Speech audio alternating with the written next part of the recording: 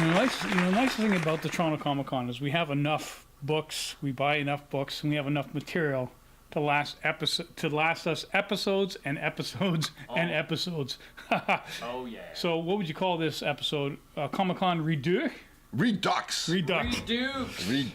What's old is new, and what's new is old. And here we have an old new feature, not by me though. This is a special guest, Mike, taking over. Is starting. Yeah, and this is a fantastic Greg Horn cover of Miss Marvel. Wow. Absolutely walked up to this was a Hagenland buy, and cover appeal, baby. Cover appeal. Like I went for my big books. I almost bought everything from almost every vendor. I got a few things from every vendor. All the big hitters were out and present. Even Pendragon had 50% off and 25% off bins.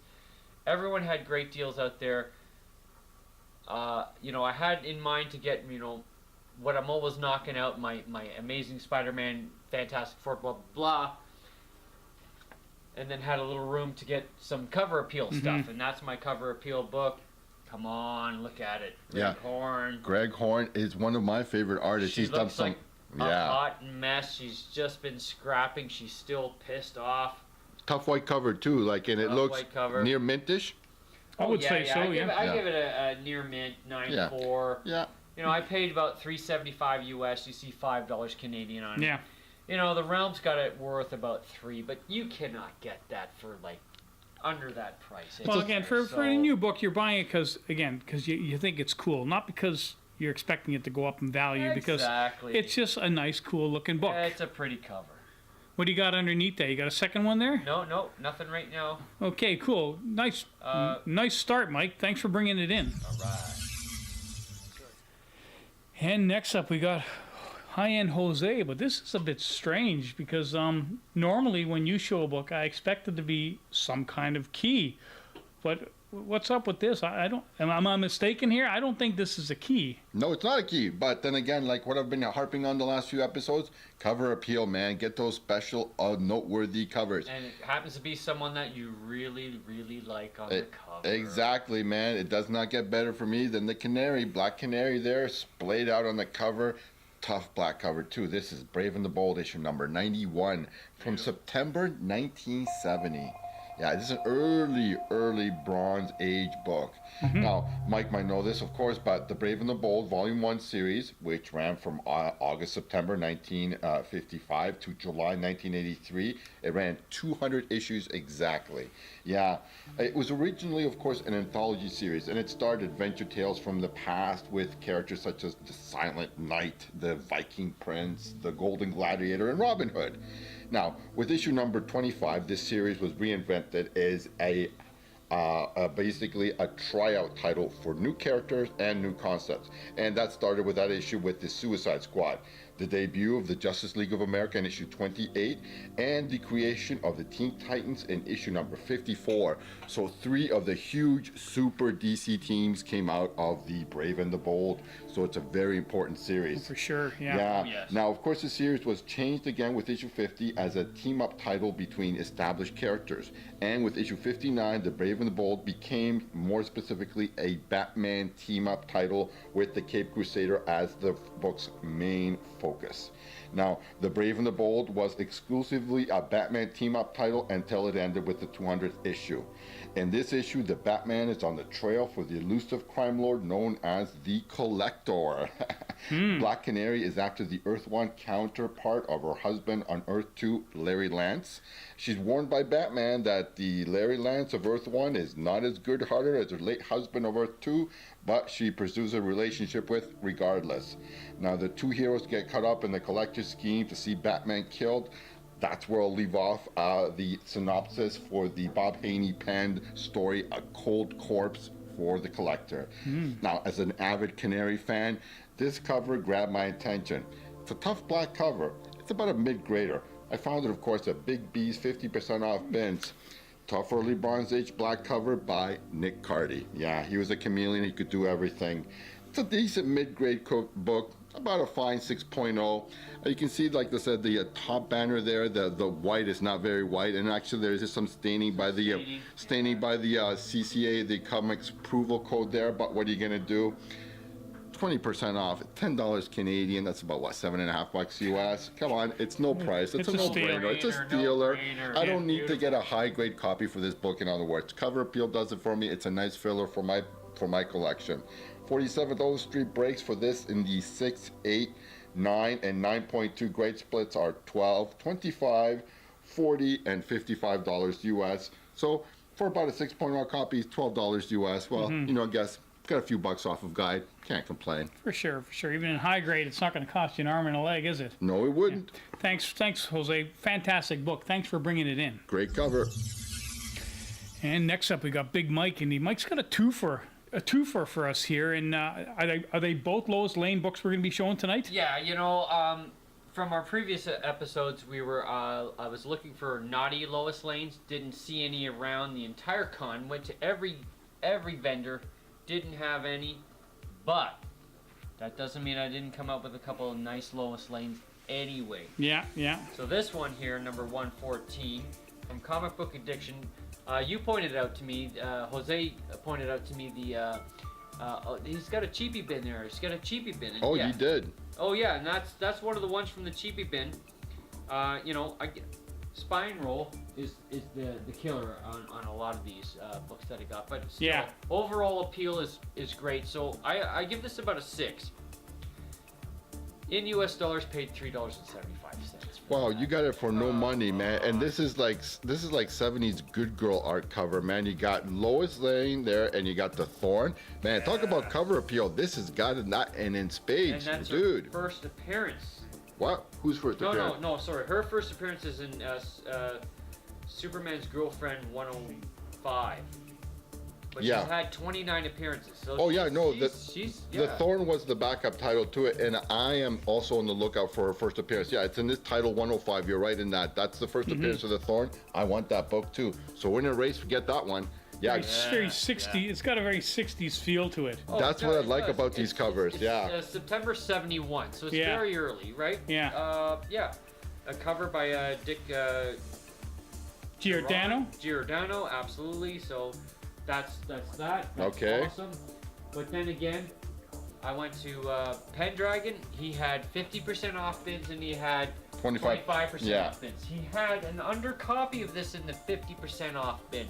But unfortunately, it had the railroad tracks running right through the main character. Yeah. Yeah, and that's So what I you don't stepped want. up Yeah. and bought that for 25% off, and I'm very happy that I did. So we bought it for 25 bucks Canadian, Yeah. which is And- about 20 bucks US. So that's a good price. Yeah, I have 22.50 Canadian, worth about 38.85 out of 5.5. I give it about a 5.5. There is some condition issues. That's a nice mid-grade. Yeah. No problems there. Interesting, buying this older stuff like this.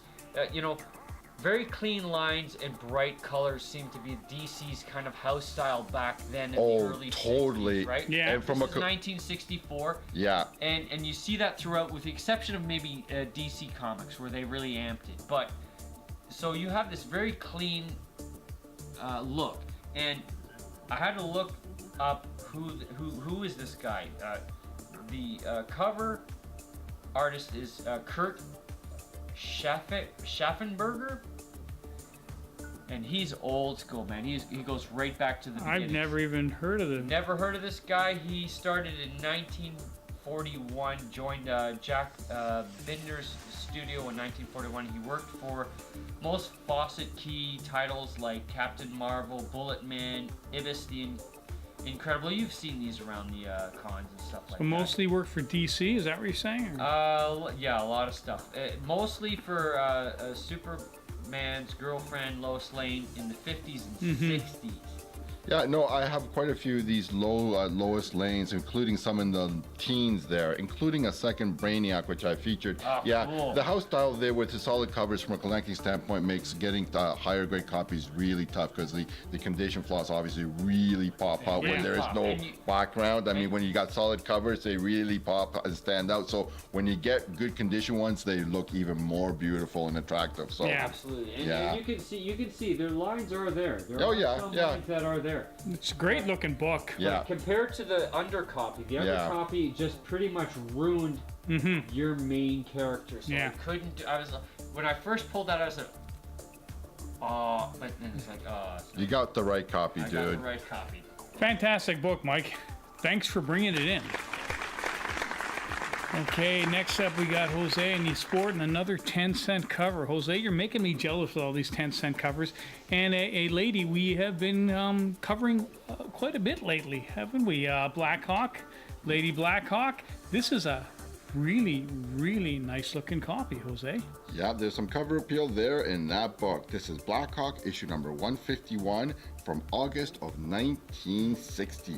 This is the issue where she gains superpowers and then she loses those same superpowers in the exact same issue.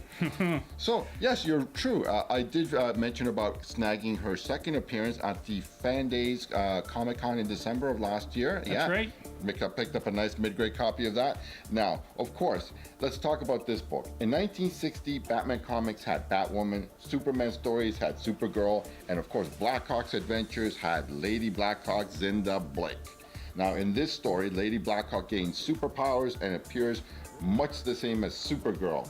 Now, the reason for the showcasing this book isn't for the male Blackhawks, but for Cinda, of course, considered quote-unquote one of the boys by the testosterone troop. Yeah, she was introduced in Blackhawk issue 133 and was the sole female member of the gang, but did not appear in every story. Just when DC editors figured an addition of a little leggy cheesecake might be useful, Zinda appeared. Now, as you can see, she's a well filled out Blackhawk tunic. She's got long legs and wears a miniskirt with high heeled boots. I've always liked Lady Blackhawk's early appearances. Like Batwoman, she had some quote unquote girly moments that make her anathema to modern feminists. What can you do? It's from the time. Yet, for whatever reason, the writers just kept using her. And like Batwoman, I say she was handled, more often than not, really. Having said that, back in the day, I was aggravated by any story in which a character gains superpowers virtually identical to Superman's, and this, of course, is right up that alley. Yeah. Now, I don't think Lady Blackhawk was introduced to get girls to buy the comic book, or was she? I could be wrong, but it's my belief that with her little outfit, which almost screams fetish, she was designed deeply, very much in mind for the young men and the boys who read the Blackhawk comic books. Now, the Blackhawk title suffers from some neglect currently in the marketplace in that it's neither fish nor fowl. Yeah. It's not a long-running superhero book, nor is it a title that fits comfortably in the war comic book genre. Now, as something of an acquired taste, this title has languished, which is the main reason I could pick up this little gem here, a nice low mid-condition fine minus 5.5 copy for only $20 Canadian, $15 US from veteran Michigan dealer Harley Yee at the Toronto Comic Con. So let's end it by saying that the Overstreet, the 47th guides, 6, 8, 9, and 9.2 grade splits for this book are $24, $56, $108, and $160 US. And I would completely agree with a 5.5 grade fine minus book. I paid $20 Canadian. Can't go wrong. Yeah, and you can just imagine if they ever decide to drop her into a DC film or something, they could do. Oh, yeah. Boom. Then you go. Boom. I've also managed to pick up in the wild the issue where she actually marries Captain Blackhawk. Really? Oh, wow. Yes. Nice. Very cool. Nice addition. I'll feature in a future episode. Yeah, I don't have any of these books yet, but I'm hoping to pick one up at some point because, you're just destroying me as far as... As you can see, you don't have to pay a lot and get some good girl art at a reasonable price. 10-cent books for change from a 20. Sometimes, wow, how can you go wrong? Fantastic book, Jose. Thanks for bringing it in. Hoy, hoy. And next up, we got Jose. I wondered how long it was going to be before you finally picked up a copy of this. And not only did you pick up a copy, I think your copy is actually nicer than my copy. Yeah, I think what I did is I all-star 58 somebody there, buddy. Yeah, basically I had to scoop that kind of nice-looking favorite book of them and get a really even nicer copy. Welcome to the club, man. Yeah. He was like a broken record. It's like kids, are we there yet? Are we there yet? So do you have a Star Wars #1? Do you have Star Wars #1? No, I did not have a Star Wars #1 until this Toronto Comic Con 2018 edition. Yes. So I had a specific goal in mind. I was going to look for the best VF looking copy that I could find and for the best price, okay? So it was all over the place. I mean, there was a lot of dealers there. Actually, where I ended up spraying them from, a guy from the Toronto Comic Book Show, where I call the mom and pop guy, he had like a little tiny hole in the wall booth, but he had like wall books and he had like a few bins. He had the good stuff there though. He had a very reasonable price, but I went in there looking with a basic mantra. I had $66 US as the VF 8.0 grade. Now, this is the book that saved kind of Marvel's bacon back in the day, man. So like they were hurting and they needed a big hit, and Lucas delivered. So they printed a huge run on this one thing. Go big or go home, as they say. They went big. So, I mean, I was not going to pay a stupid price. I mean, I saw prices 125, 150, 175 bucks for VF and higher, higher looking copies. Now, I wasn't looking for a 99294. I wanted a solid VF copy. He had $100 Canadian, which is very reasonable. But I played the old go home or fold them. I mean, I did a walk away. Okay, I told them, look, at $80 Canadian, I know it's a bit of cheeky offer. Even on $100, I said that's 20%. This is what I'm looking at. Okay, it's probably a book I'm going to get slabbed. So I know that's incurring further costs on myself, and I don't mean you to bear that. But at $66, you know, like I said, it translates to $60 US. I'm asking you to sell it to me for $6 US below Overstreet. And like I said, I'm not willing to. Will you do 90? No. We're doing, you know, like, no, not even go halfway. No, 95. No. 80 bucks, walk away. Yeah. And I got it for 80 bucks. Nice. So it goes shows that, you know, you play hardball. You can do it. You can do it, yeah. It's got one knock against the top right, top left corner there, near the edge there of the spine. It's got a wooger, it's got a crease, a bend, whatever like that. Paint break, Paint break, and that's it, basically. I don't agree that it's a VF Plus, but I would say it's a solid VF 8.0 copy. And if something that can be pressed out, it's still going to have the color break. Who knows, it could come back at 8.5. I got it, though, and I'm very happy to have picked it up for that. So Jose is now part of the Star Wars #1 club. As Mike, do you have one yet? You know what? Oh, I've got a container full of them. It was okay. Further to Jose's comments about, you know, this being massively produced at the time, and there's lots of copies around. I agree with all that, but I also, you got to understand, this book is a seminal book. It's the first appearance of just about everyone. First appearance of Luke Skywalker, Han Solo, Grand Moff Tarkin, Darth Vader, the Death Star, everything, Princess Leia, the entire cast. It is a seminal. So yes, it wasn't produced in high quantities at the time. Yeah, but is it worth 80, 100, 200, 300 bucks? In my humble opinion, absolutely it is. It is a seminal first appearance book. The book. grades, absolutely, you're going to pay. Well, this is part of my strategy. I've been concentrating on getting 70s #1 titles, and I picked up quite a few recently. I mean, of course, this was the big kind of like elephant in the thing, but, you know, things, of course, like, you know, Black Goliath #1, Howard the Duck #1, Black Panther #1, Man-Thing #1, The Inhumans #1, and Amazing Adventures #1. This was always the big one, but like I said, now I can notch that one off, and I say another #1 from the last time that #1s meant anything, the late 70s, early 80s. Yeah, I'm checking up on the Marvels. I love those 20, 25, 30, 35 cent #1 covers. Oh, yeah. Fantastic book, Jose. Thanks for bringing it in. Hoy, hoy.